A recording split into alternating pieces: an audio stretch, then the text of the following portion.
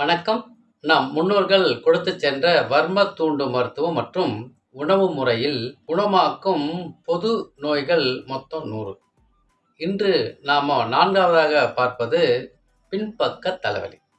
இந்த தலைவலி வருவதற்கான ஒரு சில காரணங்கள் உண்டுங்க. முக்கிய காரணங்கள் மன அழுத்தம், சோர்வு, கவலை, அதே போல கழுத்து பகுதியில எலும்பு தேய்மானம், நரம்புகள் அழுத்தம். பின்பக்கத்துல நரம்பு கொஞ்சம் அழுத்தம் இருக்கும்.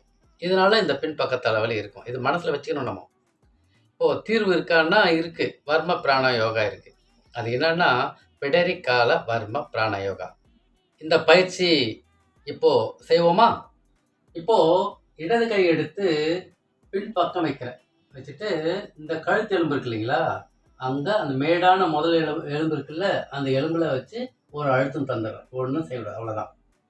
இந்த அழுத்தம் தந்துட்டுனா, இப்போ வலது கை எடுத்து பின்பக்கத்தில் இருக்கக்கூடிய தலையில ஒரு பள்ளம் இருக்கும். இது பேன் குழின்னு சொல்லுவாங்க. அதாவது பிடரி வர்மம்னு சொல்லுவாங்க அத. இந்த பிடரி வர்மத்துல பெருவிரல வச்சுட்டு, அதுக்கடுத்து ஒரு 3 விரலுக்கு மேல இங்க சுட்டு விரல வச்சுக்கணும். இந்த சுட்டு விரல் என்பது என்னன்னா, அது வந்து சீருங்கொல்லி வர்மம்.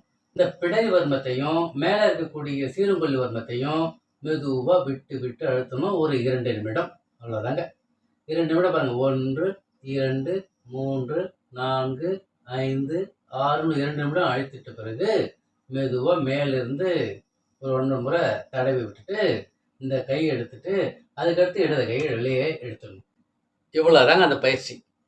இது காலை ஒரு முறை, மாலை ஒரு முறை அந்த பயிற்சி செய்தா போதும். ஒரு 10 நாள் செய்யணுங்க. ஏன்னா பின்பக்க தலைவலி உடனே போகாது. இந்த 10 நாள் தொடர்ந்து 2 வேலை செய்யும்போது அந்த பின்பக்க தலைவலி நம்ம விட்டு விலகும், நம்மை விட்டு போகும். இதை செய்வோம், நலம் பெறுவோம். நம் நலம் நம் கையில். அன்புடன் உங்கள் கண் ரவிவர்மன்.